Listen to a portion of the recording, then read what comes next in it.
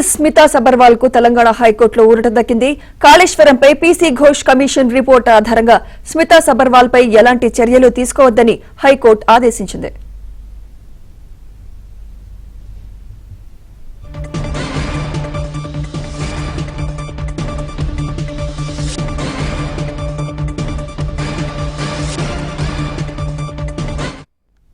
Breaking news చూస్తున్నాం. IAS Smita Sabharwal కు తెలంగాణ హైకోర్టులో ఊరట దక్కింది. కాళేశ్వరంపై పీసీ ఘోష్ కమిషన్ రిపోర్ట్ ఆధారంగా స్మితా సబర్వాల్ పై ఎలాంటి చర్యలు తీసుకోవద్దని హైకోర్టు ఆదేశించింది. ఇదే అంశంపై మరింత సమాచారం మా క్రైమ్ కరెస్పాండెంట్ శశి అందిస్తారు. శశి,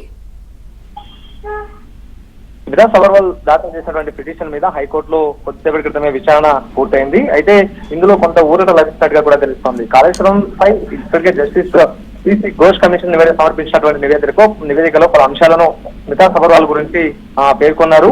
సో ఇదే అంశంపై సంబంధించి ఆమె హైకోర్టును ఆశ్రయించారు. ప్రధానంగా పీసీ ఘోష్ కమిషన్ సంబంధించినటువంటి నివేదిక ఆధారంగా తన మీద చర్యలు తీసుకోవద్దంటూ కూడా ఆమె హైకోర్టును ఆశ్రయించడం జరిగింది. సో పలు అంశాలను కూడా అందులో ప్రస్తావించింది. ఇదే అంశం మీద కాసేపటి విచారణ జరిగింది. ఈ విచారణలో భాగంగా పీసీ ఘోష్ కమిషన్ ఆధారంగా స్మితా సబర్వాల్ పై ఎలాంటి చర్యలు తీసుకోవద్దంటూ కూడా హైకోర్టు ఇప్పటికే ఆదేశం జారీ చేస్తుంది. సో ఇప్పటికే దాఖలైనటువంటి పిటిషన్లతో కలిపి ఈ యొక్క పిటిషన్ ను కూడా విచారిస్తామంటూ కూడా హైకోర్టు స్పష్టం చేస్తూ అనంతరం విచారణను వాయిదా వేసినటువంటి సందర్భం కూడా కనిపిస్తోంది. ప్రధానంగా ఆమె తన పిటిషన్ లో కొన్ని అంశాలను పేర్కొంది. ప్రధానంగా పీసీ ఘోష్ కమిషన్ కు సంబంధించినటువంటి నివేదికను కొట్టివేయడంతో పాటు అందులో తనకు సంబంధించినటువంటి పాత్రను వివరించారు. సో అందుకు సంబంధించినటువంటి ఎలాంటి ఆధారాలు లేకపోవడంతో దాన్ని కొట్టివేయాలంటూ కూడా ఆమె ఇందులో కోరడం కూడా జరిగింది. ప్రధానంగా పీసీ ఘోష్ తన వివరణ కమిషన్ తన వివరణ కోరలేదని 8D తో పాటు 8D నోటీస్ ఇవ్వలేదంటూ కూడా స్మితా తన పిటిషన్ లో పేర్కొన్నారు. మరోవైపు అదే ఆరోపణలు కూడా చేశారు. ఇక స్మితా సబర్వాల్ కు సంబంధించినటువంటి చర్యలను ఈ రిపోర్ట్ లో పీసీ ఘోష్ కమిషన్ పేర్కొంది. ప్రధానంగా ఆమె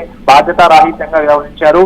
ఈ కాళేశ్వరం ప్రాజెక్ట్ లో ఆమెకు బాధ్యతలను చాలా బాధ్యత రాహిత్యంగా ప్రవర్తించారంటూ కూడా ఇప్పటికే పీసీ ఘోష్ కమిషన్ లో ఆమెకు సంబంధించినటువంటి పాత్రను పేర్కొనడం జరిగింది. ఇక కాళేశ్వరం సంబంధించిన నిర్మాణాలపై స్మితా సబర్వాల్ రివ్యూ చేసిందని కమిషన్ అందులో పేర్కొన్నప్పటికీ కూడాను కొన్ని జిల్లాలకు తిరిగి ఎప్పటికప్పుడు ఫీడ్బ్యాక్ సీఎం కు చేరవేశానంటూ కూడా స్మితా సబర్వాల్ గతంలోనే ఆరోపణలు చేసింది. పిటిషన్ లో కూడా ఇదే అంశాన్ని పేర్కొంది. ప్రధానంగా chief minister office special secretary హోదాలో పలు సందర్భాల్లో స్మితా సబర్వాల్ 3 బ్యారేజీలను కూడా సందర్శించిందంటూ కూడా కమిషన్ పేర్కొంది. ఈ కాళేశ్వరం సంబంధించినటువంటి అడ్మినిస్ట్రేషన్ అనుమతులతో పాటు ఈ జారీ చేయడంలో కూడాను స్మితా సబర్వాల్ చాలా కీలకంగా వ్యవహరిస్తుందంటూ కూడా కమిషన్ ఆమెకు సంబంధించినటువంటి అంశాలను ఆ రిపోర్ట్ లో పేర్కొంది. సో నిజాలను క్యాబినెట్ ముందు పెట్టేటటువంటి బాధ్యత స్మితా సబర్వాల్ ఉన్నప్పటికీ కూడా ఆమె బాధ్యత రహితంగా వ్యవహరించారు కాబట్టి ఆమెపై చర్యలు తీసుకోవాలంటూ కూడా కమిషన్ రిపోర్ట్ పేర్కొంది. సో కమిషన్ రిపోర్ట్ లో ఆమెకు సంబంధించిన అంశాలు ప్రస్తావించిన తర్వాత తన మీద చర్యలు తీసుకుంటారేమన్న భావన నేపథ్యంలో హైకోర్టును ఆశ్రయించి ప్రజెంట్ పిటిషన్ దాఖలు చేశారు. పిటిషన్ విచారించిన తర్వాత ఆమెపై ఎలాంటి చర్యలు తీసుకోవద్దంటూ కూడా ఆదేశాలు జారీ చేశారు. మరోవైపు విచారణ కూడా వాయిదా వేశారు. Right, thank you Shashi.